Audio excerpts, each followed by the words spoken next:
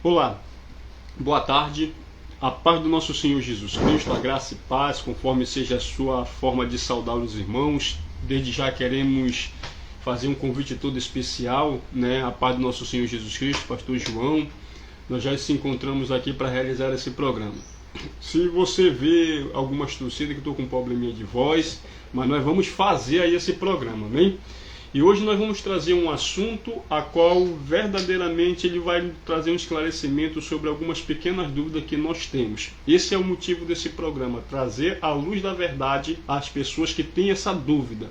Mas antes de nós adentrar, vamos fazer uma oração de agradecimento ao Senhor Jesus e o Espírito Santo nos conduzirá no caminho da verdade, a qual nós precisamos aprender nesta segunda-feira abençoada. Pai, no nome do Senhor Jesus, nós queremos aqui apresentar a nossa mente, o nosso coração. Perdoe as nossas falhas, Pai. Que o Senhor possa, através do Teu Espírito Santo, operar nas nossas vidas. Obrigado pela vida, pela saúde, Pai. E que o Senhor possa nos dar o entendimento e a compreensão da Tua verdade. Apresento aqui a vida do pastor João, apresento a vida da sua esposa, a pastora Simone, apresento a minha vida e apresento a vida de cada irmão que junto conosco, Pai, tem feito esse programa acontecer. E que a paz do nosso Senhor Jesus Cristo habite no nosso coração e no nosso lar. É o que nós te pedimos no nome do Senhor Jesus. E amém. E amém. Amém, meus irmãos? Hoje o assunto que nós iremos aqui compartilhar com vocês é um assunto que talvez muitas pessoas já tenham pregado, tenham anunciado, mas não traz assim um esclarecimento. E esse assunto ele está aqui no livro de Mateus, capítulo 7, do versículo 13 ao 14. Eu vou fazer leitura e aqui nós vamos estar compartilhando em termos da forma que nós entendemos, a forma que Jesus passou aos seus discípulos naquela época. Diz assim: entre pela porta estreita, pois larga é a porta e amplo é o caminho que leva à perdição, e são muitos os que entram por ela. Versículo 14 diz: como é estreita a porta, e ele diz que é apertado o caminho, que esse leva à vida, e são poucos os que entram, E quando eu olhei para essa palavra, no meu ponto de vista e na forma que eu tenho analisado, o que dá de nós entendermos que as pessoas eles dizem que há uma possibilidade de uma escolha. E eu já analiso e já penso da forma que para mim já não tenho mais essa escolha. Para mim eu já acho que só já tem um caminho e só tem uma porta, que essa é Jesus Cristo. Porque quando eu analisei aqui a forma que eu pude compreender, é que ele fala que há uma porta e há um caminho largo, espaçoso, e esse tem levado as pessoas à perdição, e ele diz que são muitos que já entraram por ele. E o versículo 14 ele já descreve dizendo que há uma porta estreita, e ele diz que esse é um caminho apertado que leva à vida, e são poucas pessoas que encontram. Eu pude ver aqui no capítulo 13, ele diz que muitas pessoas entram, e no capítulo 14 ele já descreve dizendo que as pessoas são poucos que já encontram isso. Esse é no meu ponto de vista que eu tenho analisado. E no seu ponto de vista, pastor João, como é que o senhor poderia passar para os ouvintes a forma que o senhor analisa esses dois pequenos versículos? Meu pastor, eu acredito da mesma forma que o senhor citou, que para nós que conhecemos a palavra, conhecemos a verdade, sabemos qual é o caminho, já não existe outro caminho. Não existe outra, eu posso dizer, outra opção para nós. Por que não existe outra opção? É obrigado? Não, não é obrigado, é porque nós decidimos que só há um caminho para nós. Nós decidimos que só existe um caminho, e é esse caminho que leva a Cristo. Agora precisamos entender o que é, por que é estreito, por que é difícil, porque tem que haver muitas renúncias, você tem que deixar muitas coisas, e você também tem que escrever uma nova história na sua vida. Geralmente eu me lembro quando eu era mais jovem, quando conheci Jesus, a minha grande dificuldade, pastor Jonas, era as amizades. Eu tinha muitos amigos, naquela época existia aqui, para quem não está em Manaus aqui, eu vou falar aqui algumas coisas que você talvez não conheça. Existia os sedes de discoteca em Manaus, né? Bancrévia, Shake Club, né? Espectro, Superstar. Eram discotecas que se juntava aquela galera de jovens e iam para lá. A minha maior dificuldade quando eu aceitei Jesus, eu ainda confesso que ainda fui uns dias, ainda continuei indo na discoteca e depois não posso ir mais e tal. Quer dizer, é um caminho realmente estreito, é uma nova história, é uma nova vida, por isso que se torna estreito, né? E algumas pessoas tentam dificultar mais ainda esse caminho quando colocam muito usos e costumes, né? Colocando na porta, como Jesus falou, nós falamos até semana passada, fica na porta do templo, na porta do céu, não entra e não deixa ninguém entrar. Dificulta, porque apesar de esse texto estar dizendo que a porta é estreita, é difícil de entrar, né, muitos estão procurando a porta larga, Jesus também diz, no contexto dessa palavra, ele diz que o fardo dele é leve. Verdade. O fardo dele é leve. Que nós deixamos nossas cargas que trazemos do mundo e colocamos sobre nós o jugo de Jesus. Não é pesado, o jugo de Jesus é leve, porque ele já pagou o preço na cruz do Calvário. Ele já pagou o que tinha de ser pago. Não é verdade, pastor? E uma coisa que me chamou a atenção em termos dessa palavra, que ontem e hoje eu ainda estava meditando sobre ela, por que Jesus ele coloca essas duas possibilidades, né? Um caminho largo, um caminho estreito, uma porta larga e um caminho, né, e um caminho estreito.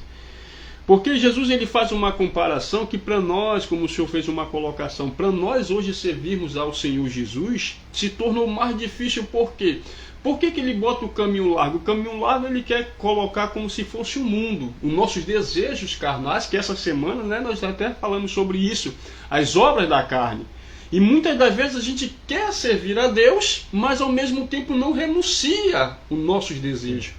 Então por isso que ele vai dizer que é largo, é espaçoso esse caminho, porque você entra de qualquer jeito. De qualquer jeito. Tudo que você tiver, você entra, né? Então tudo que satisfaz a carne é bom, é prazeroso. Agora já para Jesus já é diferente. Nós temos que matar esses nossos desejos. E é por isso que eu analisei e eu vi aqui como ele diz, o caminho da perdição. O que é a perdição para nós hoje? Né? É você olhar aquelas coisas que praticamente diante dos olhos de Deus é desagradável, mas para nós se torna agradável. Né? Então é muito fácil nós hoje viver nesse mundo que nós estamos vivendo e querendo servir a Deus da forma como nós achamos. E Jesus ele diz, não é assim. Nós temos, como ele diz aqui, nós temos que verdadeiramente renunciar o nosso eu. É matar esses nossos desejos. E é por essa forma que ele descreve aqui no contexto em cima uma coisa bem interessante, que tem gente que às vezes aceita a crise, mas eu não consigo. O versículo 7 dessa palavra aqui de Mateus 7, olha o que o próprio Jesus descreve dizendo, então peça e lhe será dado. Busque e encontrará. Bata e verdadeiramente lhe serás aberto. Então eu penso assim, pastor João, se para mim hoje servir a Cristo está um pouco estreito, está um pouco apertado, eu tenho que pedir de Deus força, eu tenho que pedir de Deus a capacidade, eu tenho que pedir do Senhor Jesus aquilo que verdadeiramente eu tenho que ter para me permanecer de pé. É verdade. E uma coisa que ele diz, e se nós pedimos, será que Jesus, ele não teria capacidade de nos entregar? Porque nós vamos ver, se você for ler isso depois, você vai analisar que ele faz uma comparação de um pai em prol a um filho. E ele diz uma palavra tão interessante, ele diz, sendo vocês um pai mau, e se o seu filho pedir um pão, tu vai dar pedra? Ele diz, se você tem a capacidade de dar para o seu filho coisas boas, olha que palavra maravilhosa que o próprio Senhor Jesus vai descrever. Imagine o nosso Pai Celestial, que ele nunca pensou em querer dar para um filho coisas ruins. Mas é por isso que quando ele entra dentro dessa palavra, ele diz, mas só que o caminho largo é o que vocês têm escolhido. Porque tudo se tornou essa mais semana nós fácil. falamos sobre a guerra da carne contra o espírito, e me veio aqui, dentro desse tema que nós estamos falando agora, deixar uma coisa clara aqui para você, irmão. Eu conversava com um rapaz um dia desses, né? E ele dizia assim, mas aí o senhor disse que bebia, fumava droga, roubava, fazia tudo aquilo outro, prostituição, esse negócio todo. Aí quando aceitou Jesus, acabou o desejo. O desejo, ele nunca vai se acabar em nós. Por quê? Porque a nossa carne deseja. Verdade. Né? Por que a porta estreita? Porque é uma briga que eu tenho todos os dias contra o pecado, que vou ser sincero com você aqui, o pecado ele não é ruim, o pecado ele é bom. Né? Pegue um pouco de sal e coloque assim no meio no seu terreiro e espere vir formigas. Não vai vir formiga. Agora coloque uma mão cheia de açúcar lá e daqui a pouco você vai ver como está cheio de açúcar. O que significa isso, pastor? Significa que o apóstolo Paulo diz que nós somos atraídos pelos nossos olhos e engodados pelas nossas concupiscências. Que se nós não lutar, o diabo não vai oferecer, irmão. Por que o diabo ofereceu pão para Jesus? Porque ele estava com fome. Ele não estava com sede. Alguns até estudiosos, mas é outro caso isso aí, que ele bebeu água, não comeu comida sólida, mas bebeu água, porque o ser humano em si não resistiria sem água 40 dias, 40 noites. Ele veio tentar Jesus naquilo que Jesus estava desejando. Ou seja, Jesus estava desejando comer. Porque o Satanás veio e disse, tu está com fome. Quer dizer, o que é fome? É o desejo de comer. E ele veio tentar Jesus em cima daquele desejo. Né? Nem todo mundo tem o mesmo desejo de pecado.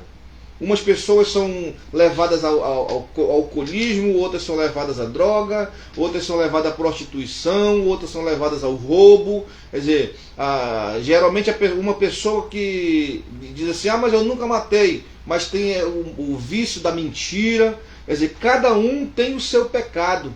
Cada um é chamado pelo inimigo atenção naquilo que você deseja, naquilo que nós desejamos. Pastor, então vocês vivem livres do pecado? Não, nós vivemos em guerra todos os dias, porque outrora fazíamos várias coisas, e você pensa que o inimigo não vem lançar na nossa mente o desejo de fazer novamente? Aí é que entra a porta estreita. A minha luta fica difícil, que eu estou lutando com uma frase que eu ouvi de um pastor.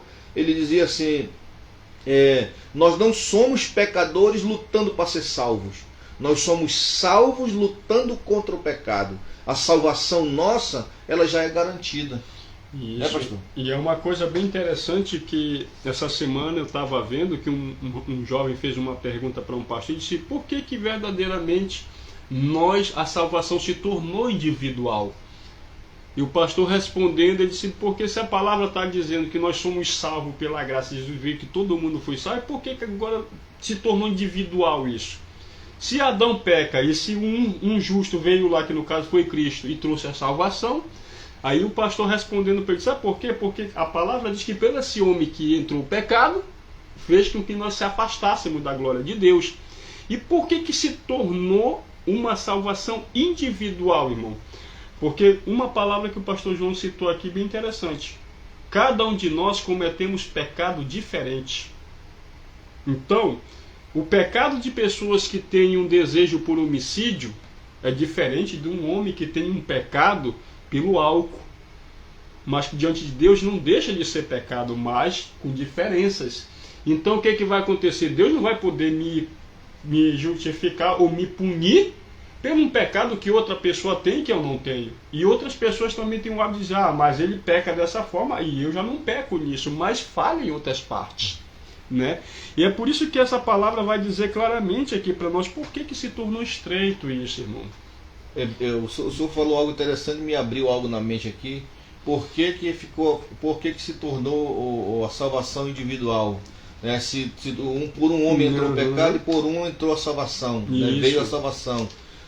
Só que pelo pecado nós não tivemos oportunidade de dizer não, nós fomos incluídos nesse pecado. Acrescentamos, né? Já nasce carregando aquilo ali, quer dizer, não é uma opção eu escolher, mas Deus, na sua magnitude de amor, Ele nos deu a oportunidade de dizer não para esse pecado que eu nasci. Isso. Né? Quer dizer, eu fui incluído, o Adão pecou, todos pecaram. né? Isso aí é obrigatório, eu não tenho como escolher, né? Não tenho como escolher nascer, porque a Bíblia diz que nasce o homem, como o próprio Davi disse, eu em pecado fui formado, né? E concebido em pecado, minha mãe me concebeu em pecado, né? Mas Deus vem e dá a oportunidade, né? Mas ele não deu a salvação, ele deu a salvação. Agora é a questão de você escolher essa salvação, se você vai querer essa salvação ou não. Ou essa pessoa que falou, ele estava pensando que porque o Senhor morreu na cruz, salvou todo mundo. Não. Todo aquele que crê, né? A Bíblia diz que se eu com os lábios confessar e crer com o coração que Jesus Cristo é o Filho de Deus, eu tenho a salvação, eu recebo a salvação. Quer dizer, ele facilitou para nós, porque nós não poderíamos jamais quebrar aquele jugo do Adão. As obras da lei ninguém conseguiu cumprir para pudesse ser salvo. Foi preciso ele vir e pagar o preço por nós, né? E aí entra essa palavra, por que me chamou a atenção, e hoje seria um motivo de esclarecimento. Por que Jesus colocou essas duas formas, o caminho largo e o caminho estreito? Porque daí nós vamos ver que tem pessoas que ainda têm o hábito de dizer assim, não, tu ainda pode escolher. Irmão, eu tenho um hábito de olhar para essa palavra e eu coloquei isso na minha consciência. Eu só tenho que tomar uma decisão, e essa decisão é Cristo. Porque como nós trazemos aqui o começo, Adão decidiu e escolheu por toda a humanidade a nos induzir a esse caminho que hoje muitas pessoas acham que não convive nele, que é o do pecado. Mas Jesus, com a sua graça, com a sua plenitude, ele nos mostrou o verdadeiro caminho que para nós que já fazemos essa caminhada, podemos encontrar. Por isso que ele diz que são poucas as pessoas que encontram esse caminho. Por que eles fazem isso? Quando eu estava analisando sobre essa passagem, nós vamos fazer uma comparação também com o livro de Lucas, capítulo 13. Nós vamos ver ali Jesus saindo pela Judéia, Jerusalém, pregando e ensinando o Evangelho. E ao decorrer dessa sua caminhada, tem uma pessoa que está no meio da multidão que faz essa mesma pergunta para Jesus, mas de um modo meio diferente. Ele pergunta assim: Senhor, quantos serão salvos? Jesus cita essa mesma palavra que foi feita em Mateus. Ele diz: esforça a entrar pela porta estreita, porque naquele grande dia o dono da casa há de se levantar e ele se encarregará de fechar essa porta. E ele vai dizer claramente, dizendo, e muitos irão bater, mas é a resposta que vão ouvir: eu não os conheço. Muitos vão querer dialogar, dizendo: Senhor, nós sentamos na mesa, nós comemos contigo, nós ouvimos os teus ensinamentos. Jesus vai dizer: não, eu não conheço, aparta-te de mim. Meu pastor, eu vejo, me veio à mente aqui uma ilustração a respeito da porta estreita e a porta larga, né? Quando nós vamos tirar a habilitação, nós aprendemos algumas regras, né? E você vai numa estrada, vou usar aqui a porta estreita. Você vai numa estrada, ali está dizendo você pode correr até 60, né? Mais na frente está dizendo curva ali à esquerda. São sinais que vão impedir você de correr loucamente, né? São sinais, tem quebra-mola que você vai ter que reduzir. Quer dizer, é um caminho estreito, é mais difícil. Por quê? Porque se eu saio daqui para Presidente Figueiredo, são 100 km aproximadamente, né? 105, mas a gente usa 100 km, né? Eu gasto ele em 1 hora correndo a 100 por hora. Numa estrada que não tenha, uma estrada de porta aberta, vamos dizer assim, porta larga, que não tenha sinalização nenhuma. No meio do caminho ali, eu acho que tem 5 ou 6 aqueles câmerazinha corujinha, né? Para que aquilo ali? Para regular a minha viagem, né? Se eu não consigo fazer em 1 hora daqui Figueiredo, por quê? Porque eu tenho que reduzir, eu tenho que andar dentro daqueles conformes que aquela estrada está me proporcionando. A porta larga não, né? Você observa que aqui em Manaus eles estão recapeando o asfalto. Aqui a Max Teixeira, por exemplo, né? a Noel Nutter também, eles apagaram todos os sinais da rua porque eles cobriram com um asfalto novo. Aí os carros andam assim, ó, sem direção, Então o caminho largo nos leva a andar sem direção, loucamente. Como aquele jovem do filho pródigo, dissolutamente faz o que quer, o que não quer, mas também perde o direito de salvação. A porta estreita, ela regula a nossa vida, para que nós não venhamos num cruzamento, quando você chega e está dirigindo, num cruzamento está avisando ali, pare, porque pode vir outro carro daqui. Geralmente nem sempre vem, mas se vir, você vai bater de frente em cima do outro carro e você vai se acidentar ali naquele lugar. Então a porta estreita, na minha visão, seria uma vida regulada. Isso. Uma vida dirigida por Deus, uma vida que nos afasta do pecado, que tira do nosso caminho aquilo que pode nos prejudicar mais tarde. Isso aí é uma coisa que hoje é por esta forma que foi estabelecido a lei. Porque nós vamos ver isso. Há Já uma pensou regra, um país sem lei, meu irmão? Como é que não seria? Seria assim, vamos supor, um exemplo de nós analisarmos hoje. Se caso não tivesse essa lei que hoje está exposta sobre o homem. O cara roubava, não tinha quem prendesse. O cara matava, não tinha lei, quem... né? Porque não tem lei. Então, quando Jesus ele fala em termos disso, a gente entende como se fosse um semáforo. Como era a nossa vida? Uma vida desgovernada. A gente poderia fazer o que a gente bem entendesse, mas em compensação, lá no final, a gente poderia acabar fazendo algo pior e trazendo até mesmo para si a nossa própria morte. Só que Jesus já entra com um plano totalmente divino, a qual poucas pessoas têm entendido. Como ele diz, quer ter uma vida eterna? Simplesmente só obedeça às regras. Como o pastor João colocou, anda dentro desse padrão, né? E obedeça às autoridades, porque como o senhor falou no semáforo aí, o semáforo ele é uma autoridade, não tem ninguém ali, mas alguém colocou ele ali, o que tinha autoridade para aquilo, Quando você chega lá, ele acende o vermelho, você tem que parar, porque se você não parar, você é multado. Na vida também é assim, Os sinais estão... Onde é que está o semáforo da vida, pastor? Aqui, dentro da Bíblia. O semáforo da vida está aqui, que vai nos orientando por onde ir, por onde caminhar, o que fazer, o que não. Meu irmão, o que não tiver na Bíblia não tem mais em lugar nenhum. Ela tem orientação para casamento, para namoro, ela tem orientação para trabalho, ela tem orientação para toda uma vida. Aonde você procurar na Bíblia, o que você procurar na Bíblia, você vai encontrar, porque ela é a nossa regra de fé. E esse é o manual a qual Deus ele tem deixado para o homem. É por isso, para nós aqui chegarmos ao conteúdo final, uma coisa interessante, quando você vai dentro de uma loja, você compra qualquer um objeto. E antes de você chegar na sua casa, quando você abre, tem um manualzinho lá dizendo a voltagem que ele pode usar, a forma como você vai trabalhar. Senão você acaba danificando, Então hoje, qual é o manual para todos aqueles que verdadeiramente querem servir a Cristo? É a Bíblia, irmão. Esse é o manual. Para muitas pessoas, como diz, é estreito. E se torna estreito quando verdadeiramente nós ainda temos aquela parte carnal fluindo. Mas quando você se esforça, como o Senhor disse, esforça-te, peça que eu vou te dar, aos poucos a gente vai deixando. E outra coisa aqui para você entender. Não é porque hoje eu aceitei Jesus que amanhã eu já vou ser santo. É ao decorrer dos tempos. Tem tratamentos que Deus ele vai fazer contigo, questão de meses, é questão de anos, Eu não estou lembrado quem é que fala isso, mas eu não sei se é Provérbios, que fala que a justiça do justo ela vem como o romper da manhã. O dia não clareia de uma vez, ele vem clareando, aparece o sol e daqui a pouco está tudo claro, aos poucos. Claro. Assim pouco a pouco você vai sendo limpo, você vai purificando.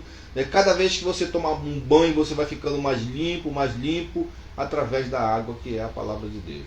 Então, meu irmão, essa palavra de hoje, a qual nós trouxemos aqui para que você conheça que verdadeiramente só há um caminho, e esse caminho é Cristo.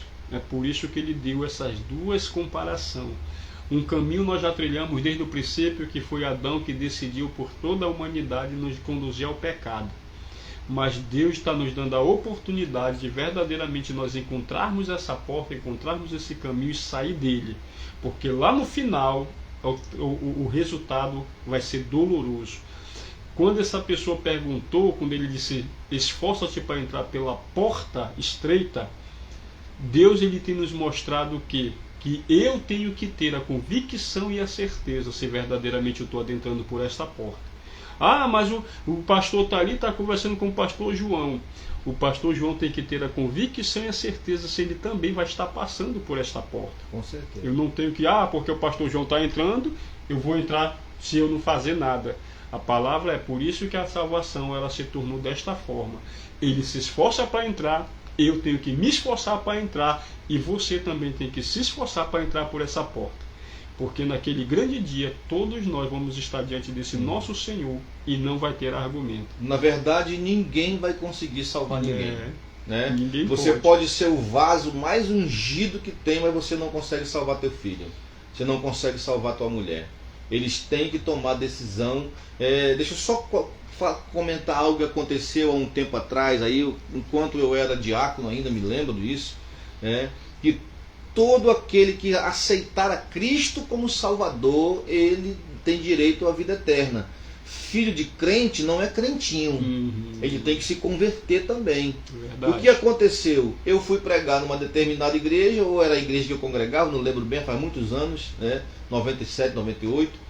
O pastor me convidou para pregar e eu estava ministrando, e de repente a mensagem muito boa, eu fiz o apelo, quem quer aceitar Jesus, veio os dois filhos do pastor.